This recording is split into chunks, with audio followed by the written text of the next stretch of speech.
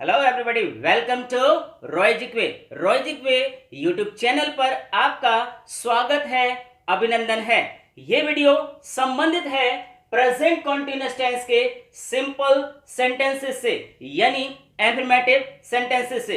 हालांकि हमने अपने पिछले वीडियो में भी कुछ ऐसे ही सेंटेंसेस की चर्चा किया था, लेकिन आज के वीडियो में सेंटेंसेस अपनी डिफरेंट फॉर्म में है, एक अलग ही अंदाज में है, एक अलग ही तरीके से दिए गए हैं।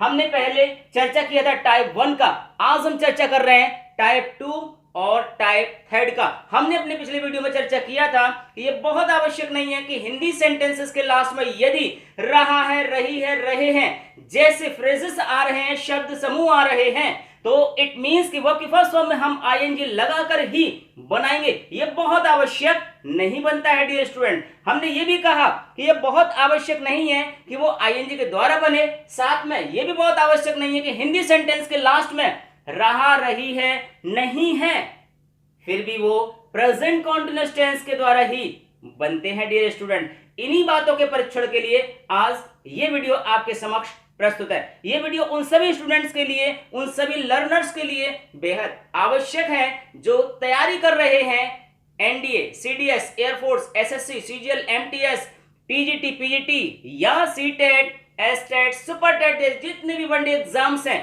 सब में कहीं ना कहीं वो आपके लिए एक बहुत ही अच्छा माइलस्टोन साबित हो सकते हैं। स्पॉटिंग एरर्स की बात करें, एरर डिटेक्शन की बात करें, फिल इन द ब्लैंक्स की बात करें, या बात करें हम अपनी स्पोकन इंग्लिश की पर्सनालिटी डेवलपमेंट, कहीं ना कहीं ये आपके लिए काफी अच्छे साबित हो सकते हैं और आपकी सफलता में चार चांद लगा सकते हैं डियर स्टूडेंट। तो बिना देर किए बढ़ते हैं हम इस यात्रा पर प्रेजेंट कॉन्टिन्यूअस टेंसेस की तरफ। आइए हम एक नजर डालते हैं इस स्ट्रक्चर पर, जिसके बारे में आप पहले भी चर्चा कर चुके हैं, देख चुके हैं। सब्जेक्ट के साथ में इजमा और वर्ब की फर्स्ट फॉर्म में हमने आईएनजी लिया हुआ है। ऑब्जेक्ट या कॉम्प्लीमेंट की बात कर रहे हैं, स्ट्रक्चर वही जाना पहचाना है। सेंटेंस देखते हैं, राम स्कूल जा रहा है, तो हमने सिंपली कहा Ram is going to school, Ram is going to school. अगला, मैं नहा रहा हूं, I am having a bath, I am having a bath। हालांकि इस सेंटेंस को आप ऐसे भी कह सकते हैं I am bathing, I am bathing, वो भी कह सकते हैं और have के द्वारा भी इसे बना सकते हैं। अब have के लास्ट में आपको पता है ई आता है और ing लगाते समय ई को हम हटा देंगे, रिमूव कर देंगे डियर स्टूडेंट्स। अगला है वे फुटबॉल खेल रहे हैं, प्लूरल सब्जेक्ट है इसलिए आर लगा हुआ है। They are playing football, they are playing football, इस अंदाज में। अगला है इस समय वर्षा हो रही है।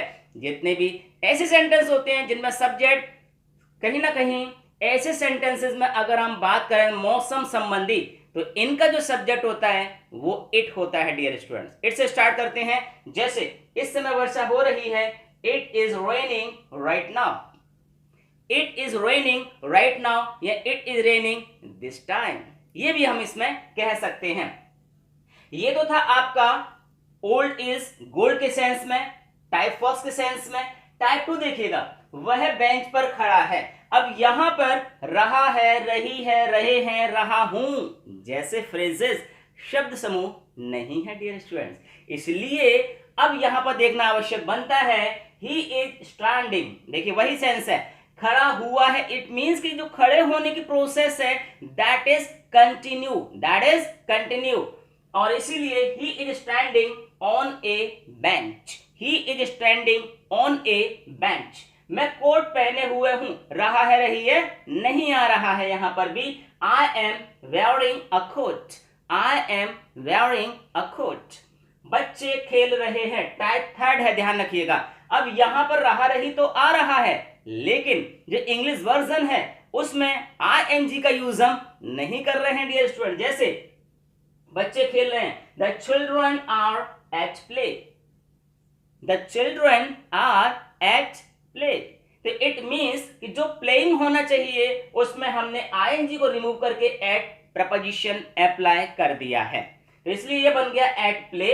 जब भी किसी कार्य के साथ हम जारी रहते हैं, कंटिन्यू रखते हैं उसको, तो वहां पर हम एट के माध्यम से कुछ फ्रेजेस की मदद से इसे बना सकते हैं। अगला सेंटेंस, चिड़िया आकाश में उड़ रही हैं, चिड़िया आकाश में उड़ रही हैं या पक्षी आकाश में उड़ रहे हैं, ये भी कह सकते हैं आप।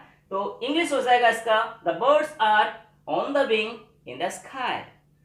अब यहां आपको ध्यान रखना है कि जब ये स्पॉटिंग एरर में अपीयर होगा तो यहां विंग के स्थान पर विंग्स कर देते हैं वो लोग। क्यों? आपको पता है कि पक्षी के दो ही पंख होते हैं और वो दो पर तो उड़ेगा ही उड़ेगा, एक पर तो उड़ेगा नहीं। लेकिन इसका जो फ्रेज है वो ऑन द विंग है, ऑन द विंग्स नहीं है डियर। तो ऑन द विंग का मतलब पंखों पर है, इसलिए the birds are on the wing in the sky. चिड़िया या पक्षी आकाश में उड़ रहे हैं। मकान जल रहा है, मकान जल रहा है, तो हमने बनाया the house is on fire. ये से सिंपली जो टाइफॉस है उसकी मदद से भी हम बना सकते हैं द हाउस इज बर्निंग या the house is in flames, यानी लपटों में है, ज्वालाओं में है। ये भी सेंस हम यहां पर ले सकते हैं। क्लियर? तो the house is on fire, on fire का यूज हम वहां करते हैं जहां चीजें अपनी मैक्सिमम एक्सट्रीम चरम अवस्था में होती हैं। जैसे अगर हम ये कहें कि इस समय अगर हमारे भारतीय ओपनर की हम बात कर सकते हैं क्रिकेट की दुनिया में, फिलहाल तो मैचेस नहीं चल रहे हैं, लेकिन अगर कोई ऐसा है जो चौके छक्के लगातार मारे जा रहे हैं तो हम ये कहेंगे कि Virender Sehwag is on fire, Sachin Tendulkar is on fire. अगर कोई बहुत ज्यादा जोर से लड़ रहा है, झगड़ रहा है, तो हम कहेंगे he is on fire, he is on fire. Ishant Sharma wicket पर विकेट लिए जा रहे हैं, तो हम कहेंगे Ishant Sharma is on fire. तो जब भी आपकी कोई मैक्सिमम स्टेज पर आती है, जो आपकी काबिलियत है, जो आपकी स्किल है, वहां के लिए हम ऑन फायर का यूज कर लेते हैं डियर स्टूडेंट।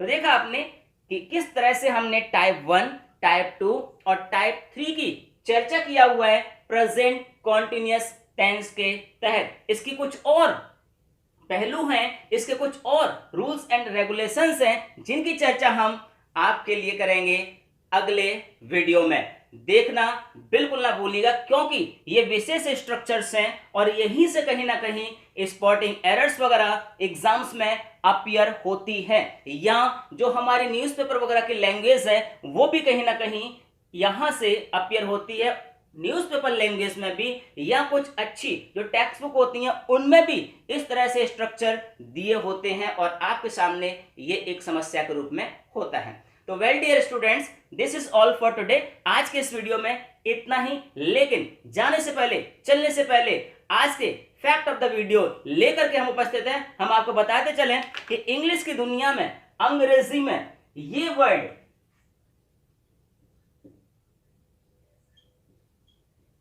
वर्ड है विडो। विडो वर्ड है जिसका मीन्स होता है विधवा, जिसका मीन्स होता है विधवा। विडो इज द वर्ड जिसका मीन्स होता है विधवा। ये एक ऐसा वर्ड है डियर स्टूडेंट्स कि जिसका जो ऑपोजिट होता है, जो मेल होता है, कॉरेस्पॉन्डिंग वर्ड मेल ऑपोजिट में, उल्टे में, विलोम में, वो इसकी स्पेलिंग से बड़ा होता है। इसकी स्पेलिंग से बड़ा होता है, यानी ये मेल से छोटा है। अगर हम बात करें उसके लिए तो उसे हम बोलेंगे विजोवर। ध्यान दीजिएगा, WIGOWER, ये है विजोवर, जो इसका उल्टा होता है। यही एकमात्र ऐसा वर्ड है जो फीमेल में मेल से छोटा है। बाकी जितने भी हैं वो सब या तो बराबर या फिर बड़े हैं सब। जैसे लॉयन, लॉयन में शेर और शेरनी को lioness, tiger, tigress, man, woman, है ना, बॉय, गर्ल, है ना। तो इस तरह से जितने भी फीमेल वाले हैं वो ज्यादा है, लेकिन यही एक छोटा है, संक्षिप्त है। तो it is fact of this video. इस अंग्रेजी की दुनिया में ये एक ऐसा आश्चर्यजनक अद्भुत वर्ड है जिसकी चर्चा हमने यहाँ पे किया। तो वेल डियर स्टूडेंट्स, इस वीडियो ने यदि आपके हृदय में जगह बनाई, स्थान बनाया, ये आपकी आशा और उम्मीद दोनों पर ये स्टैंड किया है, खरा उतरा है, तो वीडियो को लाइक कर दीजिएगा। और साथ में यदि आप इस चैनल के लिए नए हैं, वीडियो के लिए नए हैं, तो फिर वहां पर यानी चैनल, जो हमारा चैनल है रॉय जिगवे, उसे आप सब्सक्राइब कर दें। सब्सक्राइब करने के साथ एक बेल आइकन उपस्थित हो जाएगा, उसे भी आप क्लिक और पुश कर दें, ताकि हमारे द्वारा भेजे गए सारे वीडियोज अपडेट नोटिफिकेशंस आपके पास बिना किसी बाधा के पहुंचते रहें और वो आपकी किस्मत को चमकाते रहें। तो it's okay, thank you for watching till and. और आपको जैसा पता है कि यहां पर ये जो वीडियो आपके पास पहुंचा है, यानी मैं हूं आपका अपना इंग्लिश ट्रेनर HM रॉय, और ये वीडियो पहुंचा है आपके पास रॉय जिगवे यूट्यूब चैनल के माध्यम से, जिसने कहा है कि we will not leave you, हम तब तक आपको नहीं छोड़ेंगे, तब तक आपके साथ रहेंगे जब तक आप बेस्ट नहीं हो जाते हैं। अनटिल बेस्ट नो रेस्ट वाला सिस्टम लेकर के चल रहे हैं। तो चलिए, इट्स ओके, थैंक यू, जय हिंद, जय भारत।